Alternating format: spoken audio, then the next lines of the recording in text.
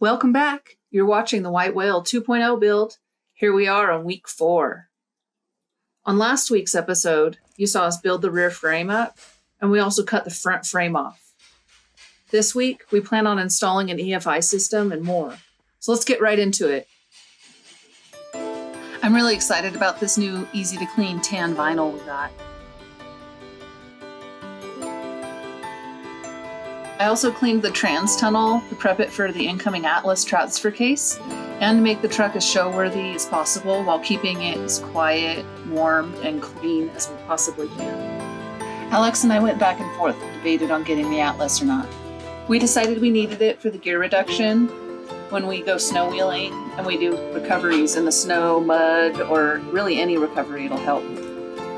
And in the end, make every component on the White Whale last longer and we'll be able to recover more people.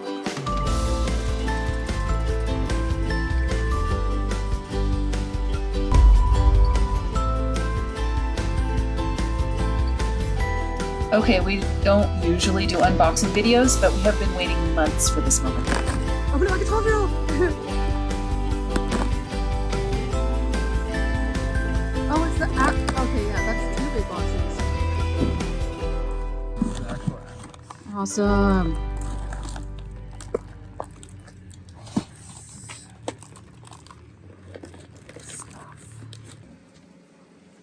That was just the styrofoam? Oh, let's see. Oh. Dang, it's a big boy. Awesome, Alex. A big old Henry Hoover. Glad you talked me into keeping it.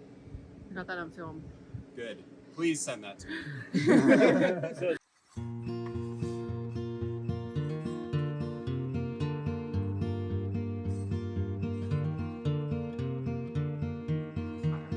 Let's dive into the outer panels. Ian and Nick have been working hours and hours on the design, layout, assembly. They're completely custom, all cut in-house, and welded by TIG. The guys are rightfully proud of these pieces.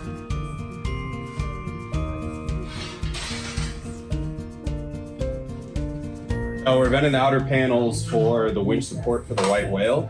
This is our fender support structure here. So this guy keys into the frame on the bottom there, and then right here it's got a slot for a piece of 2x2 120 wall.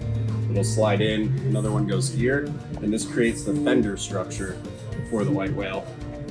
And this guy will tie into it,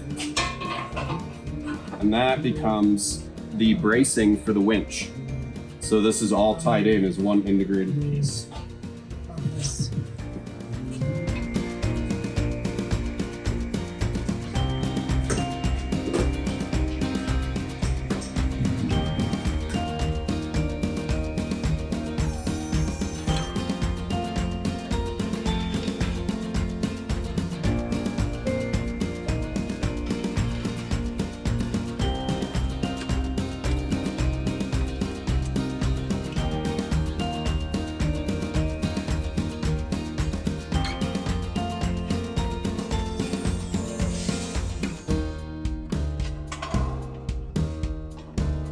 Probably the most impressive part of the build has to be the tools and equipment used to do great things.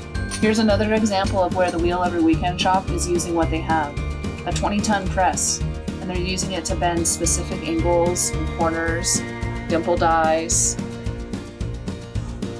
Here's an example of the shop's ingenuity upgrading that press to a 44-ton press. This press may or may not try to kill Ian in future episodes.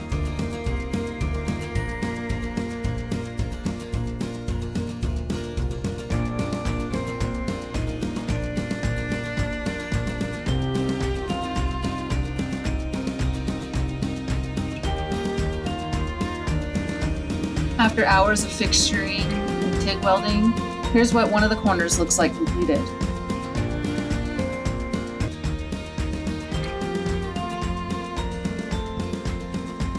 That's kind of real looking just by the tire.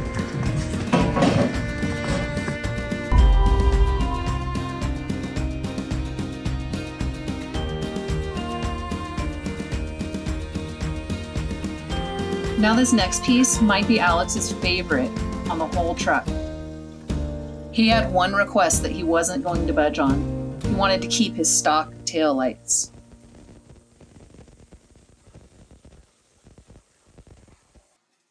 Ian cut out these pieces of AR500 to use as the custom stamps. You know, that's what I like. I like when people are like, how would you do that? Yeah. That's my favorite. That'll be cool.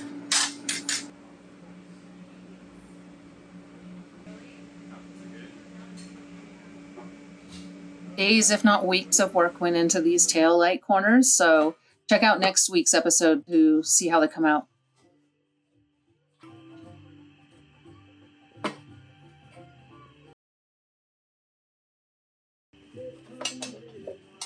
Wow. Be like that. So I think that's enough room for the stamp. And you can get whatever hardware you want for the light too. Something unobtrusive. Oh, white whale scrap.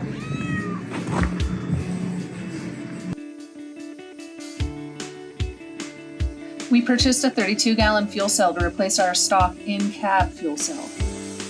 So here you'll see Ian using an air compressor to try to help improve my redneck method, which did consist of putting my mouth on the end of the hose for a minute. But it's flowing. I just had to break down and go to AutoZone and get a siphon, which worked just like it should, because I'm a cheapskate and I can't stand to see the fuel wasted.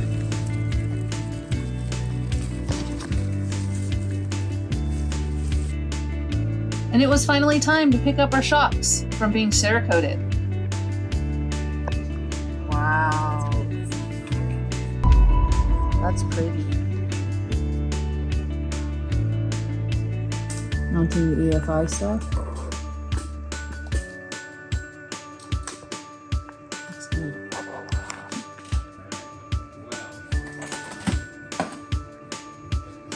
It's all good. And you're standing on a table with no casters.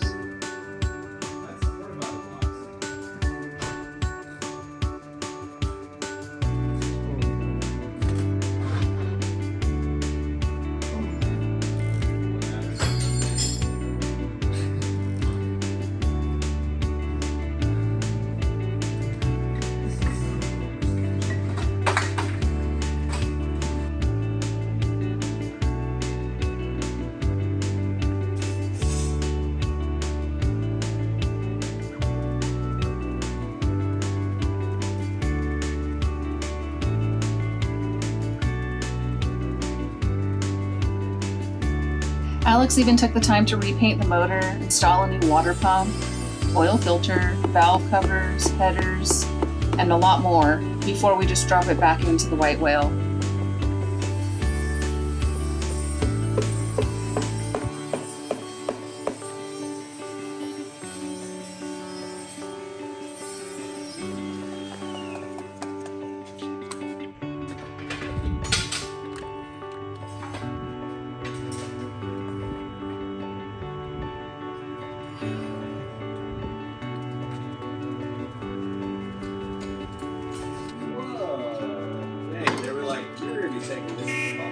Know that.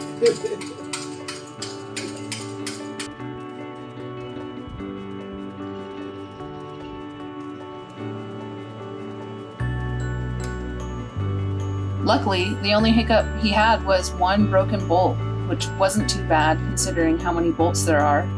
Squints here welded a nut to it, and after several tries,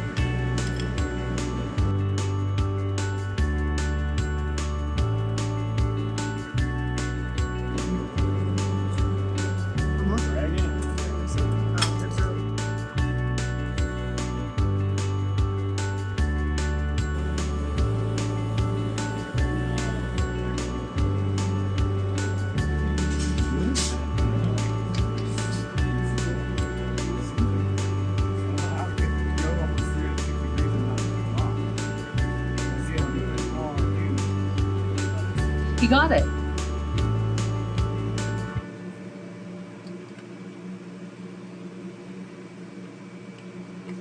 Yeah.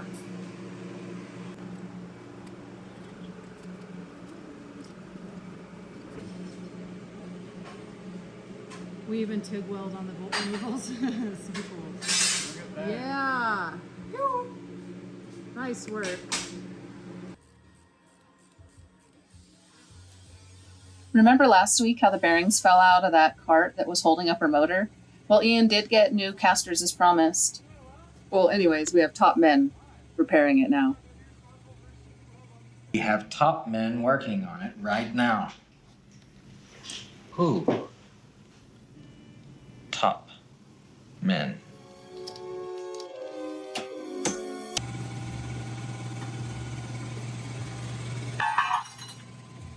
Now that the new casters are on, Alex and I want to move the motor back under the cab for 2 reasons. One, well, morale boost. We really need it to see that motor underneath our cab. And 2, the front frame and motor mounts need to be measured, and those are going to be taken soon.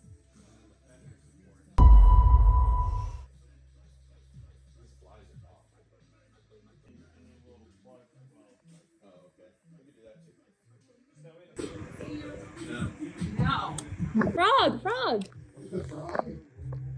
It's actually a toad. It's kind of pretty. Thanks for watching again. Join us next week for another episode where we install the Atlas and weld up more of the rear frame. It'll be sick.